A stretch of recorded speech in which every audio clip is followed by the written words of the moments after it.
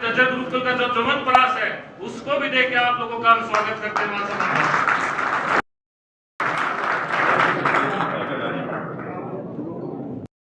शर्मा जी का भी तीनों चीज देके भेंट करें, मान सम्मान करें। बुके की टोकरी, अमरूद की टोकरी बुके के साथ जी का स्वागत करें, मान सम्मान करें। इसके बाद वासुदेव कौशिक जी, राजकुमार आर्य जी के स्वागत के लिए मैं आग्रह करूंगा मैम जी का, अनुज जी का और कुशल जी का आगे बढ़े। इसके बाद हमारे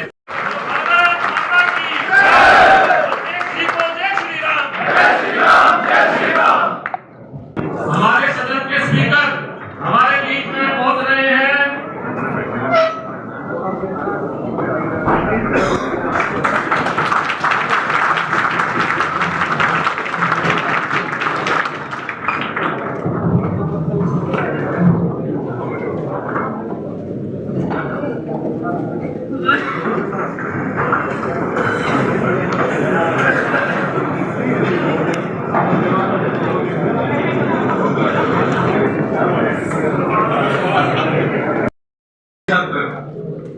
राष्ट्र के अत्यंत महत्वपूर्ण विषय आत्मनिर्भर भारत एवं राष्ट्रीय स्वावलंबन और विचार विमर्श के लिए बुलाया गया है। कृपया सदन की गरिमा बनाए रखें और सभी सदस्य अपने स्थान पर बैठे रहें। आप सभी से, क्योंकि आप सभी माननीय सदस्य चुनकर आए हैं, इस सदन की गरिमा को बनाए रखने की अपेक्षा रखते हुए अब मैं माननीय सदस्य परवीन जी को प्रस्ताव रखने के लिए आमंत्रित करता हूं। बहुत बहुत धन्यवाद माननीय अध्यक्ष महोदय जी। आज मैं इस सदन के समक्ष एक बहुत ही महत्वपूर्ण विषय आत्मनिर्भर भारत और स्वदेशी संकल्प पर विस्तृत चर्चा करने का प्रस्ताव प्रस्तुत करता हूं।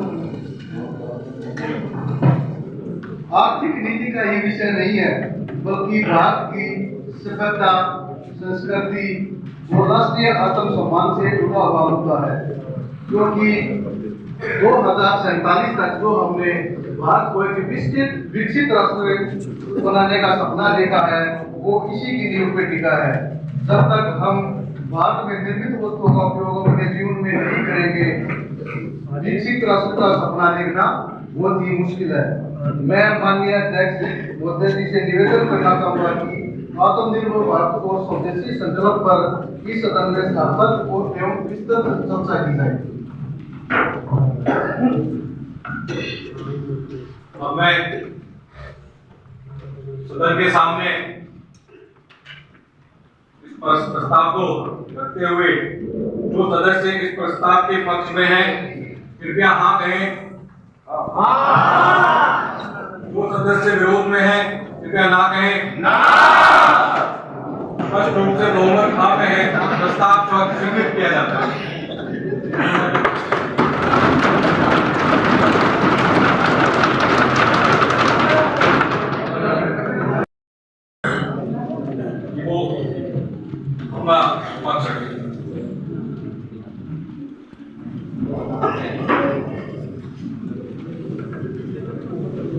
माननीय सभापति महोदय, सदन में उपस्थित सभी आदरणीय सदस्यगण और देश के कोने कोने में इस कार्यवाही को देख रहे 140 करोड़ मेरे प्यारे देशवासी, आज इस पवित्र लोकतंत्र के मंदिर में मैं एक ऐसे विषय पर अपने विचार रखने के लिए खड़ा हुआ हूं जो केवल एक सरकारी नीति नहीं, बल्कि एक राष्ट्र चेतना का जागरण है, एक सभ्यतागत आह्वान है, एक सामूहिक संकल्प है, आत्मनिर्भर भारत। साथियों, इतिहास साक्षी है, सदियों तक भारत ने दुनिया को राह दिखाई है। हम विश्व गुरु थे, लेकिन गुलामी के लंबे काल खंड और आजादी के बाद कुछ दशकों की चलता है वाली सरकारों ने हमें उस स्थिति में ला खड़ा किया जहां हम अपनी छोटी छोटी जरूरतों के लिए दूसरों की तरफ देखने लगे। विपक्ष के हमारे कुछ मित्र जब हम आत्मनिर्भर भारत शब्द का प्रयोग करते हैं तो इन्हें इसमें संकीर्णता दिखाई देती है।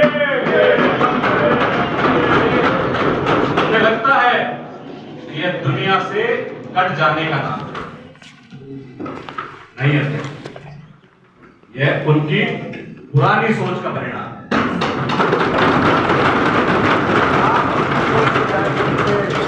आत्मनिर्भर भारत का अर्थ अलगाववाद बिल्कुल नहीं है।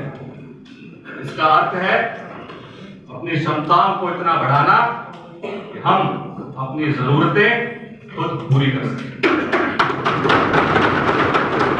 साथ ही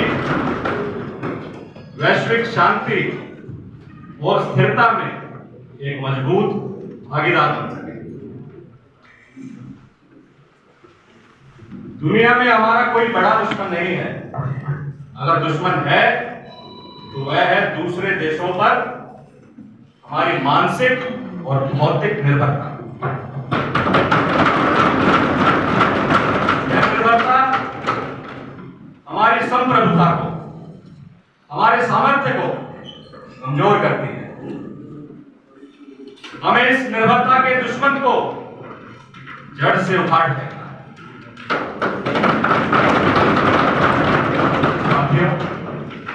दुनिया ने हाल ही में कोविड-19 महामारी का अभूतपूर्व संकट देखा।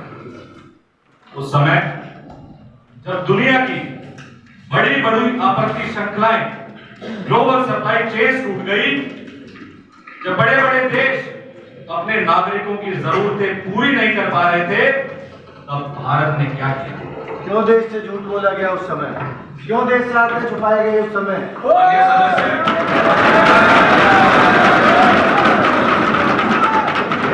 इस पार्टी के नेता 50 साल की उम्र में भी आत्मनिर्भर नहीं हो पाए। उनसे और क्या अपेक्षा करेंगे? हमें याद है उस समय भारत पीपीई किट नहीं बनाता, N95 मास्क नहीं थे, वेंटिलेटर नहीं थे। विपक्ष के कुछ मित्रों ने तब भी सवाल उठाए थे। उन्होंने कहा था, अरे मोदी जी, भारत में तो तबाही आ जाएगी, इतनी बड़ी आबादी हम कहां से लाएंगे ये सब? और कोरोना वैक्सीन की दलाली देश को नेता विपक्ष से मैं आग्रह करूंगा वो अपने समय पे बोले, अपने प्रधानमंत्री जी को सुन लेकर। उन्हें भारत के सामर्थ्य का अंदाजा नहीं था। हमारे वैज्ञानिकों ने, हमारे इंजीनियरों ने, हमारे छोटे उद्यमियों ने दिन रात एक कर दिया। जो उद्योग कभी कपड़ा बनाते थे वे पीपीई किट बनाने लगे और कुछ ही महीनों में भारत न केवल अपनी जरूरतें पूरी करने लगा बल्कि पीपीई किट का दूसरा सबसे बड़ा उत्पादन इंडिया दवाइयां और वैक्सीन भेजने का काम किया। यह है आत्मनिर्भर भारत की शक्ति, जो चुनौती को अवसर में बढ़ाती है।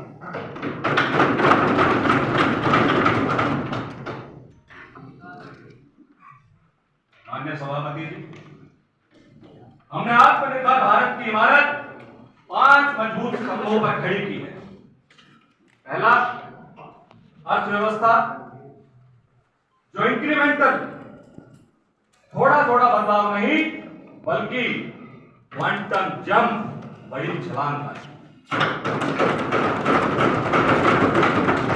दूसरा, इंफ्रास्ट्रक्चर, जो आधुनिक 21वीं सदी के भारत की पहचान हो, केवल कंक्रीट का जंगल नहीं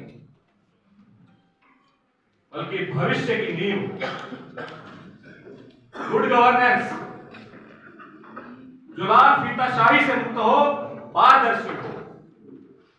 ईज ऑफ लिविंग, जीवन की सुगमता, और ईज ऑफ डूइंग बिजनेस, व्यापार की सुगमता सुनिश्चित करें।